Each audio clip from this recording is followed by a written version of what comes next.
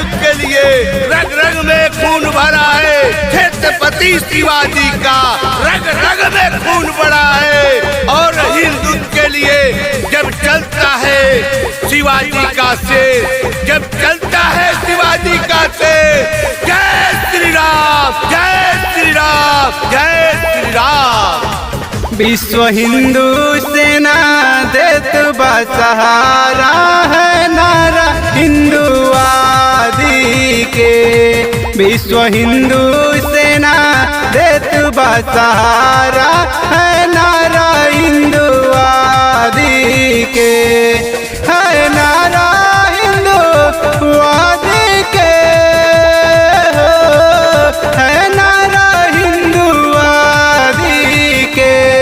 देख बहे लगल खुशियों की धारा है नारा हिंदुवादी के।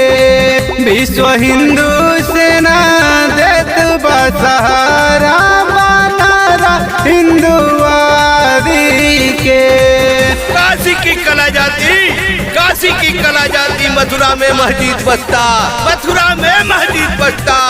छत्रपति शिवाजी न होते तो सबकी सुन्नत होती, सबकी सुन्नत होती। जय श्री राम।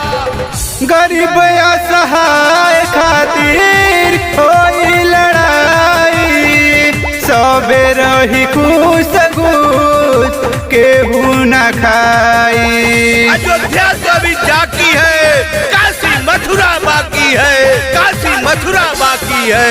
गरीब असहाय खातिर होई लड़ाई, सबे रही खुश घूस केहू न खाई। जय श्री राम। भ्रष्टाचार से अब मिली आजादी है नारा हिंदुवादी के।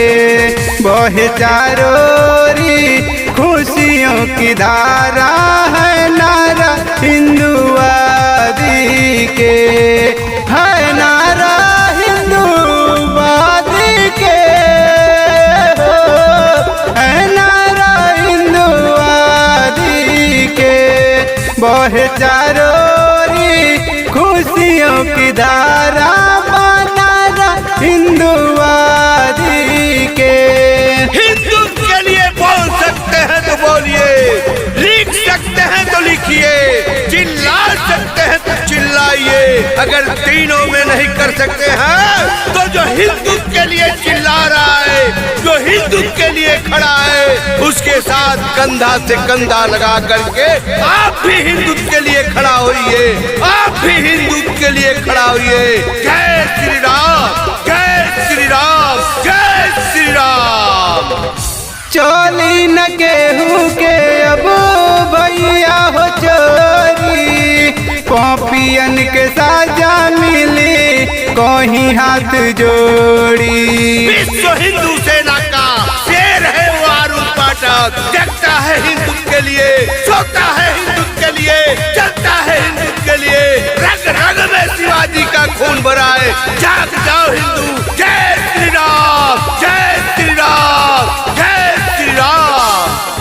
चोली न केहू के अब भैया हो चोरी, पॉपियन के साजा मिली कहीं हाथ जोड़ी।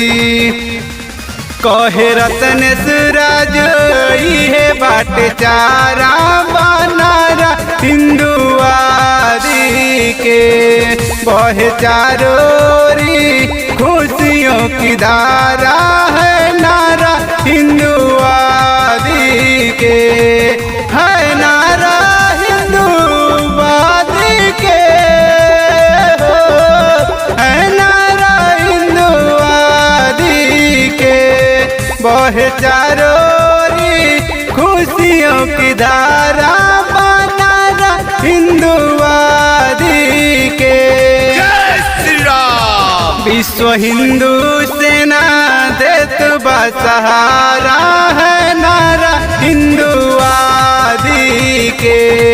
विश्व हिंदू सेना देत बा सहारा है नारा हिंदुवादी के, है नारा हिंदुवादी